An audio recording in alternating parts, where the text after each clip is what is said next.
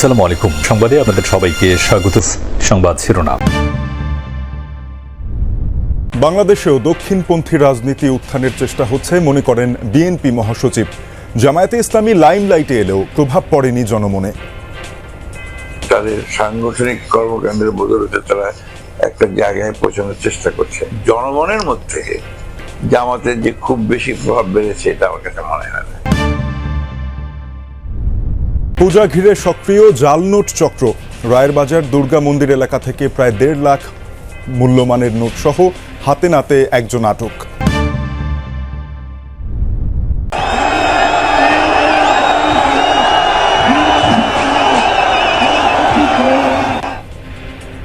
পাকিস্তানের সাবেক প্রধানমন্ত্রী ইমরান খানের মুক্তির দাবিতে পেশোয়ারে বিক্ষোভ।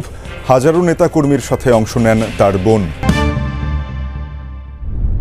সারা পৃথিবীর মতো বাংলাদেশেও দক্ষিণপন্থী রাজনীতির উত্থানের চেষ্টা হচ্ছে বলে মনে করেন বিএনপি মহাসচিব মির্জা ফখরুল ইসলাম আলমগীর। জামায়াতে ইসলামী লাইমলাইটে এলেও জনমনে খুব বেশি প্রভাব পড়েনি। দলটি খুবই সংগঠিত হলেও ভোটে জিতে যাওয়া সম্ভব নয় বলে মনে করেন বিএনপি মহাসচিব। 5 আগস্টের পর রাজনীতির মাঠে বিএনপির প্রধান প্রতিদ্বন্দ্বী জামায়াতে ইসলামী বাংলাদেশ। সংস্কার, জুলাই সনদ সহ নির্বাচন পদ্ধতি নিয়ে বিএনপির অবস্থানের বিপক্ষে দলটির দীর্ঘদিনের সহযাত্রী জামায়াতে ইসলামী। ক্ষমতাচ্যুত আওয়ামী লীগের রাজনৈতিক কর্মকাণ্ড নিষিদ্ধ ও জাতীয় পার্টিও প্রায় একই অবস্থায় থাকায় জামায়াত সুবিধাজনক অবস্থানে বলে মনে করেন বিএনপি মহাসচিব। জামায়াত আপনার অত্যন্ত যেভাবে হোক তারা লাইমলাইটে এসে গেছে এখন, এবং আপনার মিডিয়ার বদৌলতে এবং তাদের সাংগঠনিক কর্মকাণ্ডের বদৌলতে তারা একটা জায়গায় পৌঁছানোর চেষ্টা করছে। এটা করবেই তারা, এটাই স্বাভাবিক, আপনার করাটাই স্বাভাবিক। তো সেই ক্ষেত্রে আমার কাছে মনে হয় না যে জনগণের মধ্যে জামাতের যে খুব বেশি প্রভাব বেড়েছে এটা আমার কাছে মনে হয় না।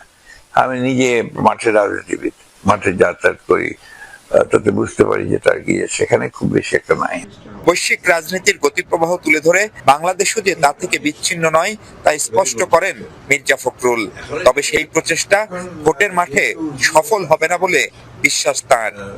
সারা পৃথিবীতেই আপনার একটা দেখা যাচ্ছে যে দক্ষিণ পন্থা যারা নিয়ে যারা রাজনীতি করে তাদের একটা উত্থান হচ্ছে আর কি। সেক্ষেত্রে বাংলাদেশে এটা চেষ্টা করা হচ্ছে। আর জামাতের একটা অ্যাডভান্টেজ হচ্ছে, জামাত কিন্তু আপনার it's a very organized political party, regimented political party, এবং সেই সঙ্গে তাদের ফান্ড টান্ডও আছে যথেষ্ট। সুতরাং তারা কাজ ওইভাবে করছে। এটা তাদের জন্য কিছুটা প্লাস পয়েন্ট তো নিঃসন্দেহে। তবে জনগণের কাছে গিয়ে সিলেকশনে পুরোপুরি জিতে যাওয়া এইরকম কোন অবস্থা আমার কাছে মনে হয় না। দলের ভারপ্রাপ্ত চেয়ারম্যান তারেক রহমান সময় মতোই দেশে ফিরবেন বলেও জানান মহাসচিব। বাংলাদেশ এখন ঐক্যবদ্ধ বলে আন্তর্জাতিক সম্প্রদায়কে জানিয়েছেন প্রধান উপদেষ্টা ডক্টর মোহাম্মদ ইউনূস। তিনি জানান, আমরা বিদায়ী সরকার আর সফর সঙ্গী রাজনীতিকরা হচ্ছেন আগামীর সরকার। এ সময় প্রফেসর ইউনূসও তার সরকারকে সমর্থন অব্যাহত রাখার কথা জানিয়েছেন বিভিন্ন দেশের নেতারা। নিউ ইয়র্ক সময় শুক্রবার রাতে প্রধান উপদেষ্টা ডক্টর মোহাম্মদ ইউনূসের সাথে দেখা করতে তার হোটেলে আসেন অন্তত 11 দেশের সাবেক সরকার ও রাষ্ট্রপ্রধান। আন্তরিক ও সৌহার্দ্যপূর্ণ এই আলোচনায় উঠে আসে অধ্যাপক ইউনূসের নেতৃত্বে বর্তমান বাংলাদেশের বিভিন্ন প্রসঙ্গ। রাষ্ট্র সরকার প্রধান ছাড়াও বিভিন্ন দেশের মন্ত্রী ও আন্তর্জাতিক সংস্থার প্রতিনিধিরা ছিলেন এই আয়োজনে। তাদের উদ্দেশ্যে দেয়া বক্তৃতায় নিজেদের বিদায়ী সরকার বলে অভিহিত করেন প্রধান উপদেষ্টা।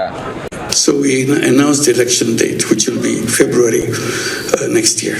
The first half of February, we fix up a date there, and we'll have the election to hand over the responsibility to an elected government. But it is an extremely valuable, very intense time for the whole nation. Everybody is involved. প্রধান উপদেষ্টা আন্তর্জাতিক সম্প্রদায়কে নির্বাচন আয়োজনে কারিগরি সহ সব ধরনের সহায়তা করার আহ্বান জানান। Each day that we spend here and they will be spending back home after this, very significant. And thank you, Andrea, for making this happen, to share our experiences. রাষ্ট্র নির্বাচন পরবর্তী বিভিন্ন ইস্যু নিয়ে ঢাকা বিশ্ববিদ্যালয়ে এক সংবাদ সম্মেলনে কথা বলছেন উপাচার্য অধ্যাপক ডক্টর নিয়াজ আহমেদ খান। অভিযোগ এই পেশাজীবী মানুষগুলোর অক্লান্ত পরিশ্রমের অবমূল্যায়ন করে। আমার যে রিটার্নিং অফিসার তার মৃত্যু পথযাত্রী সন্তানকে আইসিইউতে রেখে দিনের পর দিন দায়িত্ব পালন করেছেন, তার প্রতি এই ধরনের অভিযোগ, ঢালাও অভিযোগ সম্মান প্রদর্শন করে না। আমাদের এর পরেও আমরা প্রতিটি অভিযোগকে গুরুত্বের সাথে নেই, কারণ যে কোনো শিক্ষার্থী, ভোটার, ঢাকা বিশ্ববিদ্যালয়ের সাথে সংশ্লিষ্ট ব্যক্তির এই গণতান্ত্রিক সমাজে অভিযোগ করার অধিকার আছে, সেটিকে আমরা সম্মান করি। এবং ডাকসুর বিধি অনুযায়ী যেটা আমরা বলেছি, প্রত্যেকটি অভিযোগ আমরা পূর্ণ আন্তরিকতার সাথে খতিয়ে দেখেছি। এবং এই ক্ষেত্রেও এই যে অভিযোগটি এসছে শেষে ব্যালট পেপার ছাপানো সংক্রান্ত, সেই বিষয়ে আমরা প্রতিশ্রুতি মোতাবেক খতিয়ে দেখেছি এবং তার বক্তব্য আমরা আপনাদের সামনে উপস্থাপন করব এবং এটি লিখিত আকারে দিয়েছি যাতে আপনার রেকর্ড করতে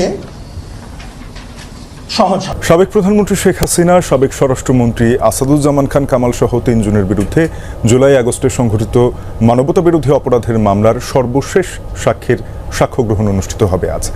মামলার মূল তদন্ত কর্মকর্তা মোহাম্মদ আলমগীর আন্তর্জাতিক অপরাধ ট্রাইব্যুনাল ১-এ ৫৪তম সাক্ষী হিসেবে জবানবন্দি দেবেন।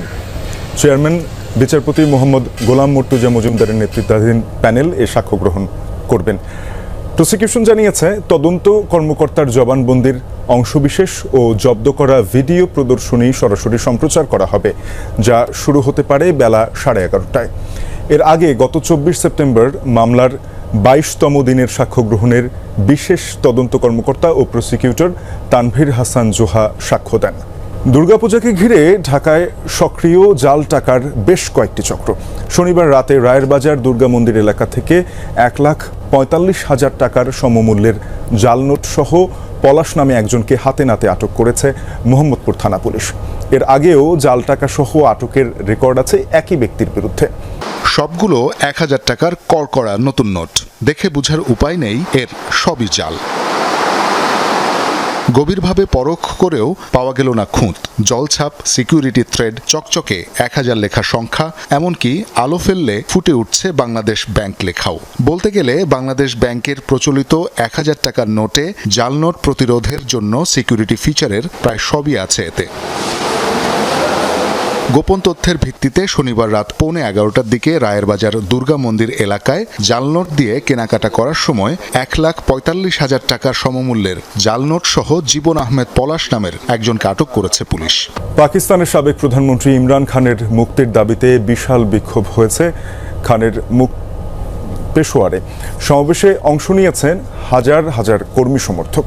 শনিবার খাইবার পাখতুনখোয়া প্রদেশের রাজধানীতেই আয়োজিত এই প্রতিবাদ কর্মসূচিতে যোগ দেন ইমরানের বোন আলেমা খানও। কারাবন্দী পিটিআই নেতার বিরুদ্ধে সব মামলা প্রত্যাহারের দাবি জানান সমর্থকরা। সরকার বিরোধী স্লোগানও দেন তারা। ২০১৮ সালে পাকিস্তানের প্রধানমন্ত্রী নির্বাচিত হন সাবেক ক্রিকেট তারকা ইমরান খান, কিন্তু ক্ষমতায় আসার পর থেকেই সেনাবাহিনীর সাথে তার বিরোধের খবর শোনা যায়।